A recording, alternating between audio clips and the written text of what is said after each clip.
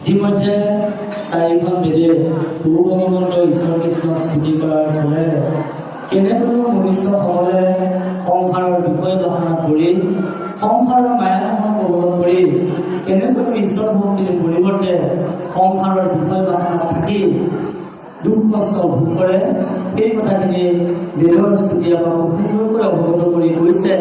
তোমাতে জন্মিয়া আমি সৰ্বক্ষণে দেখোস্বামী তাহাকে বৰ্ণম নাৰায়ণ সত্য জ্ঞান ব্ৰহ্মানন্দ সৰ্বজ্ঞ অনন্ত অজ তুমি সৰ্ব জীৱৰ শৰণ। আপুনি মই আমি শৰণ ল'ব লাগে হয় মনুষ্য মাত্ৰকে আপুনি মই শৰণ ল'ব লাগে। এতিয়া কাৰো ওচৰত শৰণ ল'ম স শব্দই স দেহা ৰ শব্দই ৰমণ কৰে ন শব্দই ন আনন্দত প্ৰৱৰ্ত।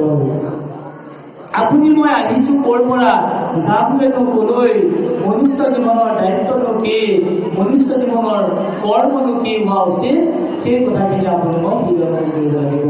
এটা দৰ্শন আছে যে জেনগৰু বিকিলে পৰত কুশন পালন চিন্তা নকৰে মনত। যিদিনাখনি পুনৰ ধৰিছোঁ যে যিদিনাখনি আপুনি আপোনাৰ নিজৰ গৰুজনী নিজৰ বাইকখন বা গাড়ীখন বিক্ৰী কৰি দিব সেইদিনাখনি বাৰু আপোনাৰ তাত আৰু ৰিস্ক নাই দায়িত্ব নাই। সেই দায়িত্বটো কোনে লয় যিজন মালিকে মানে কিনি লয়। ধৰিব পাৰিছেনে? একদম নিশ্চিত। মাটি বাৰী যেনেকৈ নামজাৰি কৰি যেতিয়া দিলোঁ সেইদিনাখনি বাৰু আপোনাৰ দায়িত্ব নাই। যেনেধৰণে জোৱাই নিলেও নিয়া বোলে জমে নিলেও নিয়া 10জনক থাকি কৰি যেতিয়া সম্পাদন কৰে ছোৱালীজনীৰ ভৰণ পোষণৰ দায়িত্ব আপোনাৰ নাথাকে সেই জোৱাইজনৰ। আপুনি মই আমি যিদিনাখনি যি মুহূৰ্তত অষ্টাংগে দ্বন্দ্বতে কায় বাক্য মনে শৰণাগত কৰি সৈতে 12 সৈত খাই নেৰেখাজনৰ শ্ৰীচৰণৰ যেতিয়া আমি শৰণ যেতিয়া লওঁ সেইদিনাখনিৰ পৰা আপোনাৰ মূৰৰ একো নাথাকে। দেহ গে পত্নী পুত্ৰ ভাইজ সকলোকে দি দিলোঁ ধন দিলোঁ সম্পত্তি দিলোঁ ঐশ্বৰ্য দিলোঁ নিজৰ দেহাটোকে দি দিলোঁ। কাক দিলোঁ? ও ভগৱন্ত অনন্ত ঈশ্বৰ প্ৰপন্ন জন তাৰণ তুমি ব্যক্তম পৰম দেৱতা জানি শৰণ। আৰু যিদিনাখনে আপুনি শৰণ লয় সেইদিনাখনে আপুনি মই স্বামী বুলি বুজো। কি বুলি কৈছো? হে কৃষ্ণ স্বামী তজু পাৱে আমি কেৱলে শৰণ চাওঁ কৰা অনুগ্ৰহ মায়াৰ নিগ্ৰহ তেৱে কুবেৰা। আপোনাৰ মোৰ ভ্ৰমণ দায়িত্ব সেই স্বামীগৰাকী লয়। সেইগৰাকী পত্নীৰ ভ্ৰমণ দায়িত্ব কোনে লয়? সেইজন স্বামীয়ে। নিশ্চিত থাকক যিদিনাখনে আপুনি মই এক শৰণ যিদিনাখনি ল'লো সেইদিনাখনিৰ পৰা আৰু বেলেগৰ আৰু কথা নাই। ভগৱন্তই যিটো বস্তু মোৰ বুলি কয় তাত আৰু জম কাল মায়া আৰু অধিকাৰ নাথাকে। কিয়? হৰিনাম শ্ৰৱণ কীৰ্তন ধৰ্ম যাৰ জম কাল মায়া কাল উচিত অধিকাৰ বেদসমূহে স্তুতি কৰি সেই কথাটো কৈছে। কিন্তু যদি এগৰাকী পত্নীয়ে এগৰাকীয়ে যদি নিজৰ স্বামীক এৰি অন্য যদি স্বামী যদি বুজিবলৈ যদি যায় তেতিয়াহ'লে যেনেধৰণে ৰূপৱতী ভজনা কৰাৰ পিছত সেই স্বামীজনে সেই পত্নীগৰাকীক কেতিয়াও চোৱা চিতা নকৰে ঠিক তেনেকৈ এজন ভকতে ভগৱন্তৰ ওচৰত কৃষ্ণৰ ওচৰত শৰণ লোৱাৰ পিছত যদি অন্য দৈৱ ধৰ্ম কৰ্ম তন্ত্ৰ মন্ত্ৰ যাগ যজ্ঞ হোম তীৰ্থ ব্ৰত যদি আশ্ৰয় গ্ৰহণ কৰে অনাচৰ কৰে যিটো শিশুমহে দুহি আনদেৱ পূজে যদি শিশুমূল দুহি। এই তত্ত্বটো আমাক কিন্তু ভাগৱতৰ তত্ত্বই আমাক দি থৈ গৈছে। সত্যৰ কাৰণে দুটা কথা আছে।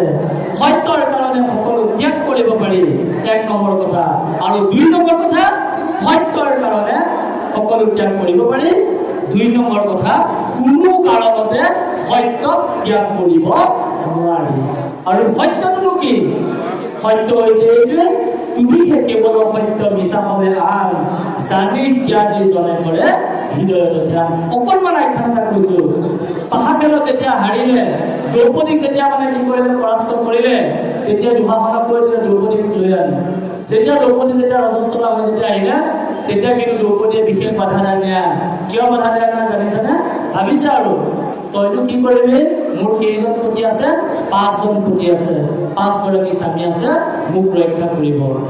গৈ পেলাই যেতিয়া ৰাজসভাত যেতিয়া পালেগৈ ৰাজসভাত পোৱাৰ পিছত যিহেতু তেওঁলোকে দাস তেওঁলোকে যিহেতু চাকৰ যিহেতু তেওঁলোকে পৰাজিত নায়ক কোনো শব্দই তেওঁলোকে কি কৰিব নোৱাৰিলে, প্ৰতিবাদ কৰিব নোৱাৰিলে।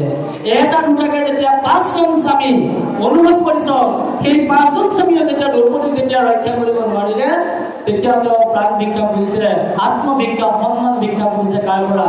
কোৱা তাতে বহি আছিলে আপোনাৰ পিতামহ ভীষ্ম আছিলে, বাকী সকলোবিলাক আছিলে, দ্ৰোণাচাৰ্য আছে, কৃপাচাৰ্য আছে, ধৃতৰাষ্ট্ৰ সাক্ষাৎ আছে, ইত্যাদি ইত্যাদি।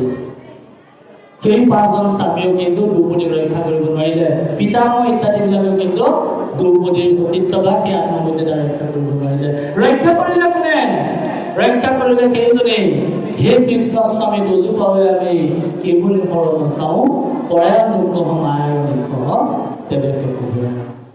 আমিও যদি দ্ৰৌপদীয়ে যেনেধৰণে কৃষ্ণক ভাল পাইছিলে, প্ৰহ্লাদে যেনেধৰণে কৃষ্ণক বিষ্ণুক ভাল পাইছিলে, 6জন ভক্ত 12জন বৈষ্ণৱে গা গজেন্দ্ৰক তেনেকৈ বাহৰ কবল কৰি থকা গজেন্দ্ৰই তেনেকৈ বিষ্ণু হিচাপে নহয়, এটা আত্মশক্তি, ঐশ্বৰিক শক্তি তাক ভাল পাইছিলে। আপুনি মই যদি নিজৰ পত্নীক ভাল পোৱাৰ লগতে নিজৰ স্বামী, নিজৰ সম্পত্তি, নিজৰ গাড়ীখন, নিজৰ বাইকখন ভাল পোৱাৰ লগতে যদি সেই নেদেখাজনক যদি ভাল যদি পাওঁ, নিশ্চিত থাকক আপুনি মই কিন্তু দুখৰ মাজতো আমি সুখত থাকিব পাৰিম। আৰু দুখ আপোনাৰ মোৰ জীৱনলৈ নাহে।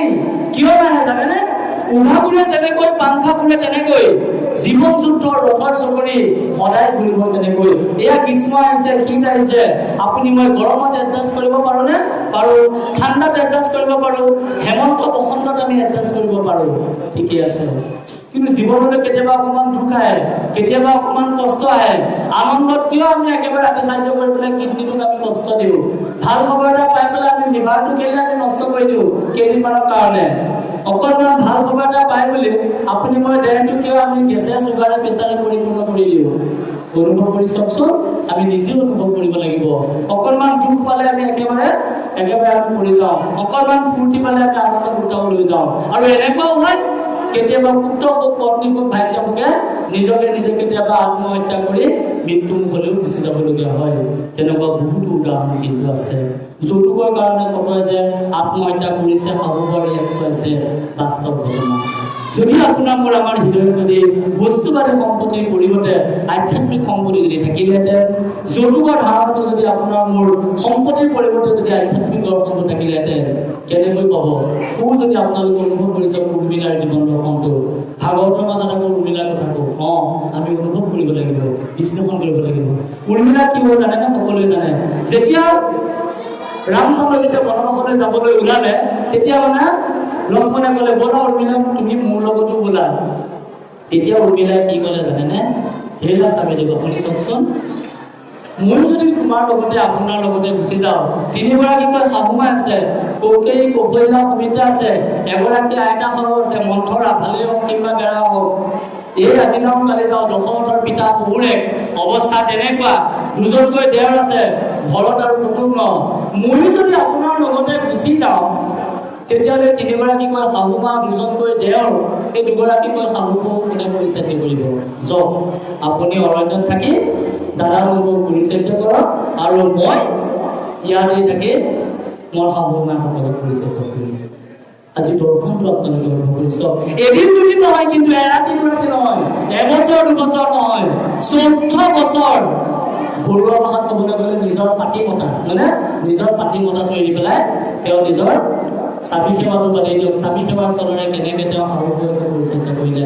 আজি উঠি অহা ল'ৰা ছোৱালী 21 শতিকাৰ আপুনি মই নিজৰ ছোৱালীকেইজনীক তলত সাধু এটা কওঁ, আপুনি মই সম্পত্তি দিওঁ, ফিজটো দিওঁ, গডৰেজটো দিওঁ, বিচনাখনো বাকি যাব, তাতে কোনে খাবগৈ, মোবাইলটো বেয়া হৈ যাব, গেছটো কিবা হ'বগৈ, চৌকেছ, গডৰেজ, ফিজটো বেয়া হৈ যাব। সম্পত্তি দিওঁ কেলে, যৌতুক দিওঁ কেলে জানেনে? যাতে ভৱিষ্যতে ছোৱালীজনী যাতে সুখত থাকক, শান্তিয়ে থাকক, অকণমান যাতে সুখ। বস্তু মানে বস্তু, কোনো কাম নাই, আজি আছে কাইলৈ নাই। 50,000 টকীয়া মোবাইলটো দিয়ক, 2 মাহৰ পিছত ক'ব 1.5 লাখ টকীয়া দিয়া লাগে। ৰিলছ বনাব পাৰে যে, লাইক কমেণ্টবিলাক নাপায় যে, ফটোবিলাক আপলোড নহয়, এক্স হয় যে, ইত্যাদি ইত্যাদি। হয়, ফূৰ্তি কৰিব লাগিব, কিন্তু অনুভৱ কৰিব লাগিব। যৌতুক মানে কেইটামান সম্পত্তি, মানে বাৰু আপুনি মই আমি সেই ছোৱালীজনীক, আপুনি মই আমি বোৱাৰীজনীক কেইটামান সদাচাৰ শিক্ষা দিয়ক, একো দিব নালাগে। উৰ্মিলাৰ কাহিনীটোকে ছোৱালীজনী হৃদয়ঙ্গম কৰক, বোৱাৰীজনী হৃদয়ঙ্গম কৰক।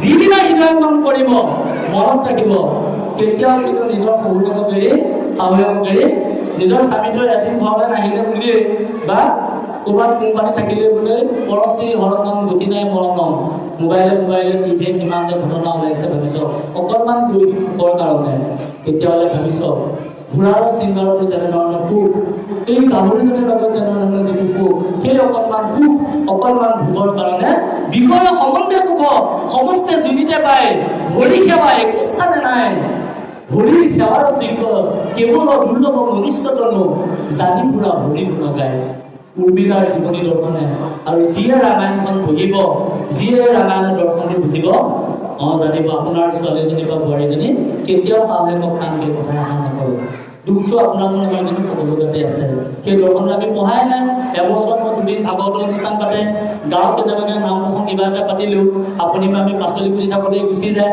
নাইবা মোবাইলত আমি ক'ত আৰু মহাভাৰত ৰামায়ণৰ চিৰিয়েল চাওঁ ৰিল চিটোৰ পিছত সেইটো আহি থাকে মনটো কিমান ফূৰ্তি লাগে কাৰ কিমান লাইকছ কমেণ্ট আহে কোনে কিমান শ্ব' কৰিব পাৰে বাস্তৱ সত্য আপুনি মইতো ভুল কৰিছোঁ উঠি অহা ছোৱালীবিলাকক উঠি অহা ডেকাবিলাকক কলেই কথা লাগিলে নেতা নকলেও নোৱাৰি মুখ কলেই লাগিব কিন্তু ভগত বিষ্ণু বৰদো ৰ'দ খাই তাক মচমচীয়া অনন্ত নামৰ আহোমটোৰ কথা কিন্তু ফচফচীয়া সেইকাৰণে নিজে অনুভৱ কৰিছোঁ ভাগৱতৰ দৰ্শনে আমাক কিন্তু কি শিক্ষা দিছে হয় আপুনি মই সংসাৰৰ বিষয় দৰ্শনো লাগিব মোবাইল ফিজো লাগিব কিন্তু তাৰ মাজতে আপোনাৰ আমাৰ কিন্তু আধ্যাত্মিক দৰ্শনটো লাগিব সেই স্বামীৰ প্ৰতি সেই কৃষ্ণ স্বামীৰ প্ৰতি বেদে স্তুতি কৰিছে সেইজন কৃষ্ণ বেদে ভক্তি কৰিছে সেইজন স্বামী আপোনাৰ মোৰ লগত যদি সেই ভক্তিময় ভাৱনা যদি থাকে আপোনাৰ মোৰ ভক্তিৰ জৰিয়তে চাওক এগৰাকী মাতৃৰ জৰিয়তে পৃথিৱীত ভাগৱতখন প্ৰচাৰ হ'ল এগৰাকী মাতৃৰ জৰিয়তে পৃথিৱীত এই আধ্যাত্মিক দৰ্শনটো প্ৰচাৰ হ'ল আপুনিও সেই এগৰাকী মাতৃ আছিলে কেইগৰাকী দুগৰাকী বাপেক আছিলে একেজনেই কেইগৰাকী কাশ্যপ মাতৃ দুগৰাকী পত্নী দুগৰাকী দ্বিতীয় আৰু অদিতি এগৰাকী গৰ্ভত দৈত্য ৰাক্ষস আৰু অসুৰ এগৰাকী গৰ্ভত সন্ত সাধু আৰু মহন্ত